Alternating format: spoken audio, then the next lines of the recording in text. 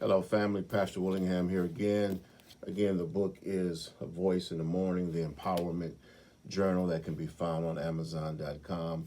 Also, you can subscribe to this channel if you see the information being vital for you.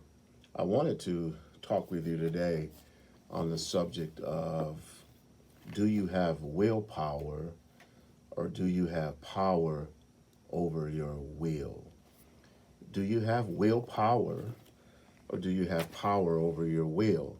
And I get this here from a very well known scripture that we have here from Luke 22 and 42, in which Jesus is talking to God at a critical moment. And he says, Father, if thou be willing, remove this cup from me.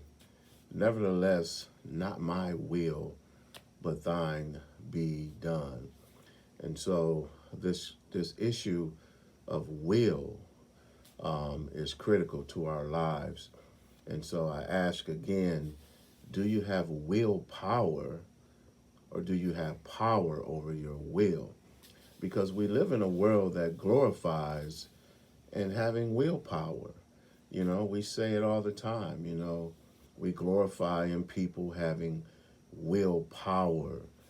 We even in sports context sometimes, say things like, people imposing their will on their opponents and things of that nature. And, willpower is just that. It is a function of the ego. Willpower is a function of the flesh. And what we don't realize is sometimes we're creating problems in our lives by doing things out of our own will. And sometimes when we glorify too much in having willpower, what we don't realize is that a lot of what we're doing is being guided by the flesh and is being guided by the ego. And sometimes, and many times, willpower takes us outside also the will of God.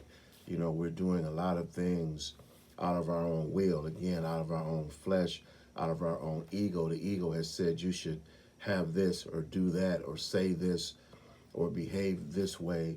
And without thinking, we, again, and many times have been trained to do things out of our own will or have willpower.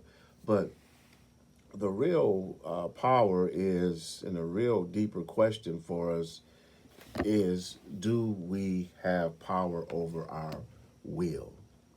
Because this is really the important thing, is not just having willpower, but having power over the will, in which what Christ said here, although he had a will not to follow the will of God, in his flesh and in his fear and in his trepidation, he had it in his mind that maybe if God could change the circumstances of what he had to do, could God pass it? Could God excuse him from it? If Christ in his flesh would have been able to operate out of his own will, but he said, nevertheless, not my will, but your will be done.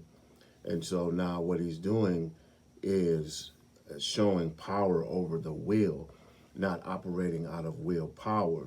And so are we able to do that? Are we able to do that when our flesh, when our ego has told us to do something? Do we follow the flesh? Do we follow the will of the ego? Or do we have power over the will? Do we tell ourselves no? Do we redirect the will? Do we redirect the ego? Do we redirect the flesh?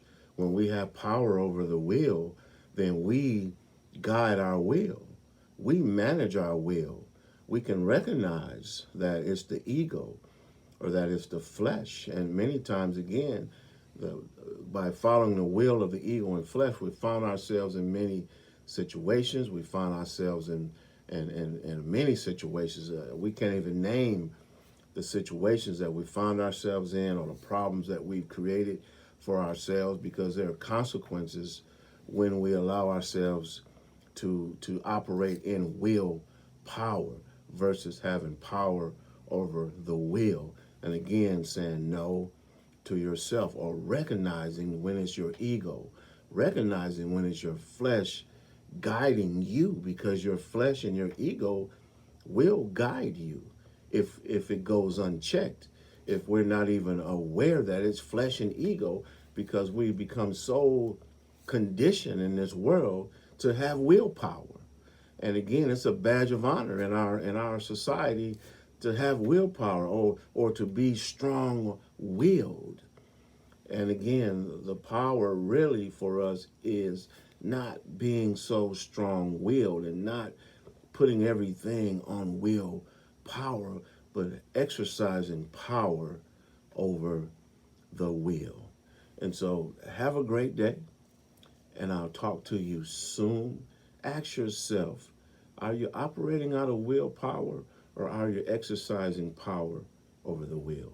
Talk to you soon.